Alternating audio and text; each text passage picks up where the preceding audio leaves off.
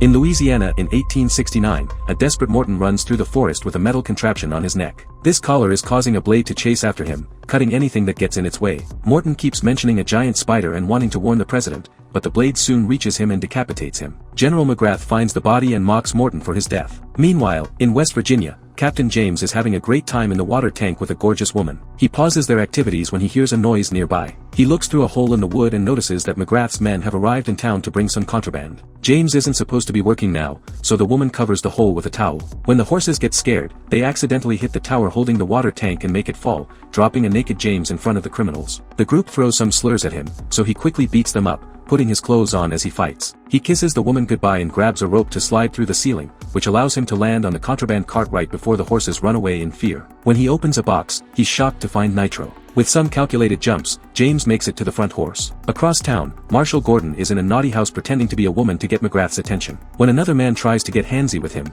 he uses a device hidden in the dress to punch him. Gordon manages to be chosen by McGrath, who shoots a man when he tries to take him from him. At the same time, the horses almost fall over a hill, but James stops them just in time. He looks at the building and sees McGrath, so he starts climbing around it. Gordon takes McGrath to an empty room and reveals a hypnotizing machine hidden in his bra. Once McGrath is under his control, Gordon asks him who paid him to kidnap a scientist named Escobar. However, the device stops working and Gordon takes out his knife. So, James bursts through the window and punches McGrath down. When James is about to shoot McGrath, Gordon stops him, saying that he needs him. McGrath uses the chance to tackle James through the wall and punches him before running away. Afterward, James goes to the main area and starts fighting McGrath's men while everyone panics. Gordon notices that some bandits are trying to sneak out with Escobar and tries to stop them, but James accidentally bumps into him and they end up in a standoff. So, the villains escape. Outside, ex-Confederate Dr. Arliss makes one of his female guards read the lips of the people in the building and learns that Gordon and James are law enforcement. After his men put the kidnapped scientist in a carriage, Arliss pushes the cart with nitro into the building,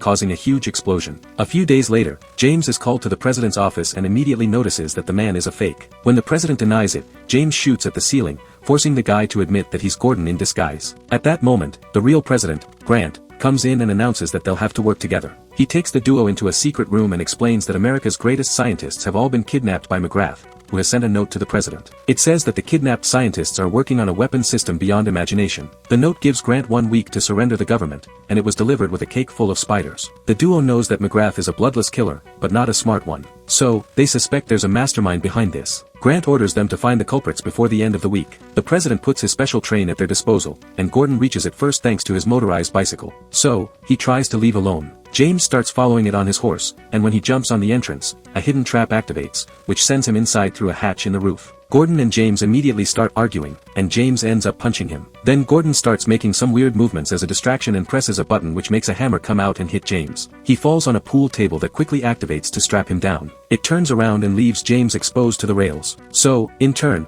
he pulls a lever and causes a chair with Gordon to do the same. They agree on a truce for the sake of the president and go back inside. Afterward, Gordon connects Morton's head to a machine that lets him check the last thing he saw before death, which is McGrath. The duo notices an invitation in McGrath's pocket for a costume ball in New Orleans. So, they head there. On the night of the party, James sneaks around the building and when a guard tries to stop him, he knocks him out with a punch. Then he climbs through the window to go inside. In the quarter, he meets Miss East, Arliss's personal assistant. As she shows him around, James notices Gordon in disguise in the crowd. The dancers and the musicians make a big entrance show as a doll of Abraham Lincoln enters the room. Suddenly, it blows up and reveals Arliss, who is missing half of his body. Everybody is shocked to see him alive, so he describes all the organs he's missing and complains about losing the war. But he wants the party to be fun anyway. James asks him about McGrath, and Arliss pretends he hasn't seen him in a while. Meanwhile, Gordon sees the dancers sneaking around and hears one of them crying for help. Afterward, Arliss goes to talk privately to McGrath and James follows them to spy on the conversation. McGrath is angry because of all the weapons he lost the night of the attack. Arliss draws a map and promises to deliver more weapons to a spot by the river.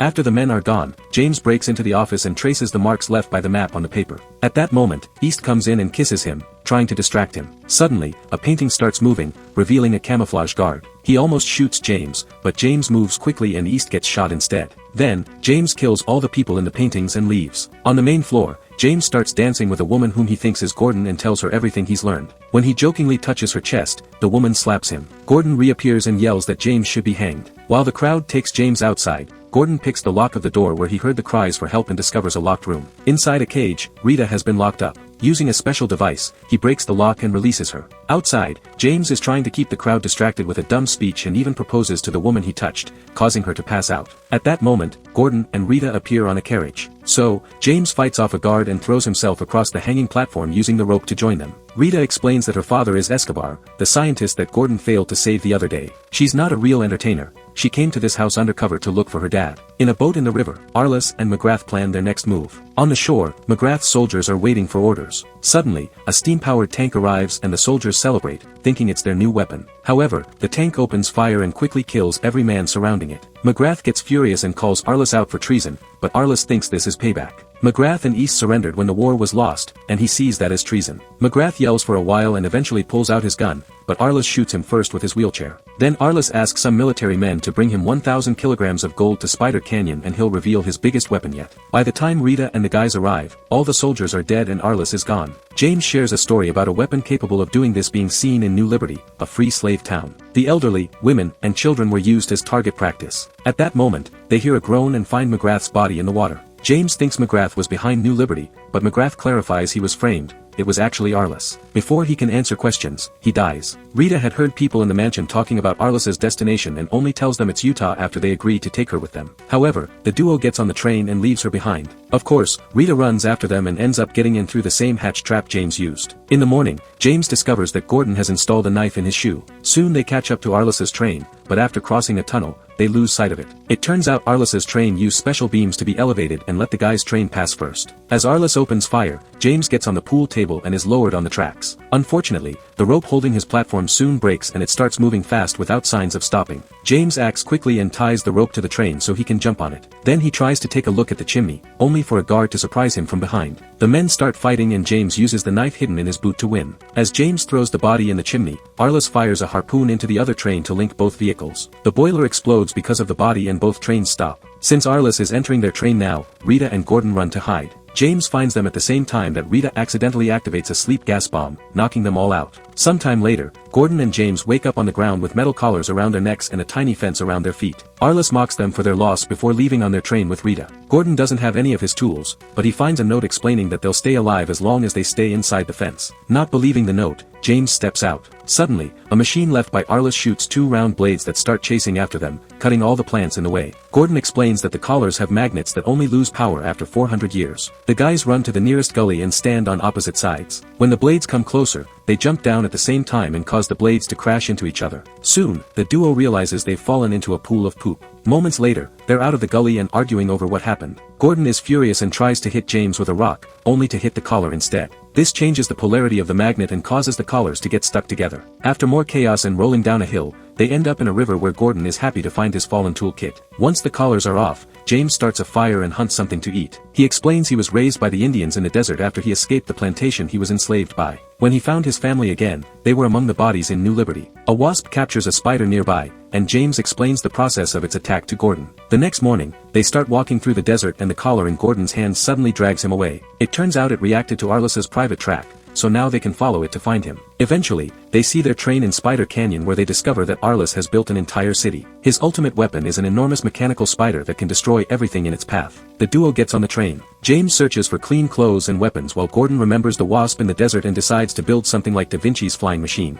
Meanwhile, Grant is at an inauguration ceremony, but the ground keeps shaking. The giant spider then appears, and the crowd runs away in panic while Arliss shoots down a train. Suddenly, Gordon comes out disguised as the president and pretends he's the real one, while James climbs to the spider. As Arliss throws a net to capture both Grants, a guard sees James and shoots him to make him fall off. Later, Arliss is hosting an event in his base, explaining how he'll sell pieces of the US to different countries and keep an area for himself. James wakes up and discovers he's alive thanks to Gordon's chain mail. He returns to the train and the only weapon he finds is a minigun hidden in a belt. Noticing Gordon's costumes, he gets an idea. At the base, Grant refuses to surrender the country and Arliss threatens to kill Gordon. At that moment, James arrives dressed as an exotic dancer. He keeps Arliss distracted so he can steal the keys from his chair and pass them to Gordon, who discreetly frees himself. Unfortunately, James accidentally activates the flamethrowers hidden in his bra. Arliss orders his men to shoot, but James starts burning them all down. While everyone is distracted, Arliss and his guards drag Grant into the spider. More soldiers try to come in, and James throws a bomb disguised as an 8-ball,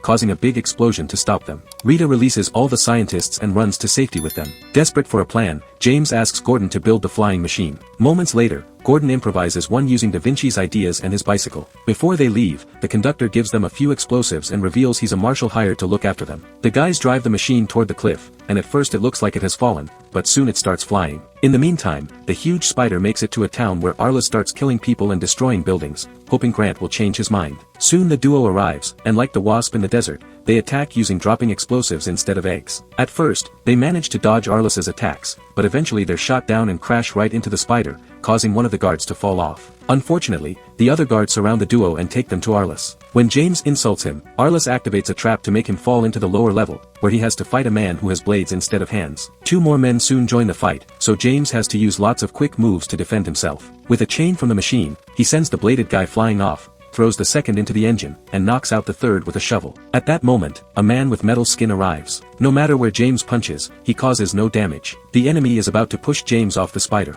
However, his chips suddenly go through an electric shock and he ends up falling instead. Afterward, James kicks Arliss, who reveals he can leave the chair by using mechanical legs. James punches him and makes him spin. So, Arliss kicks him back. Then, he steps on his hands and starts kicking him in the chest. Gordon reveals he has a tiny gun hidden in his sleeve and shoots, but Arliss mocks him for missing. However, the bullet has broken one of Arliss's legs, so now he can't move anymore. Gordon distracts the guards long enough to make them fall off the spider. Grant notices the spider is about to fall off a cliff, so Gordon tries to take control of it to no avail. Arliss manages to get back on his chair and fires his hidden gun, but instead of shooting James, he hits the spider. This causes it to stop right on the edge of the cliff. Arliss slips down and so does James, who has to hold on to his enemy to survive. Since Arliss keeps taunting him, James pulls the chair's lever to make it fall. So, Arliss drops to his death while James holds on to a chain. Sometime later, Grant announces he's created an agency called the Secret Service, whose job is to protect the president. Gordon and James are the first agents in it. Rita thanks them for everything while revealing that Escobar is her husband, not her father, so she ignores their flirting. James and Gordon ride into the sunset on top of the spider.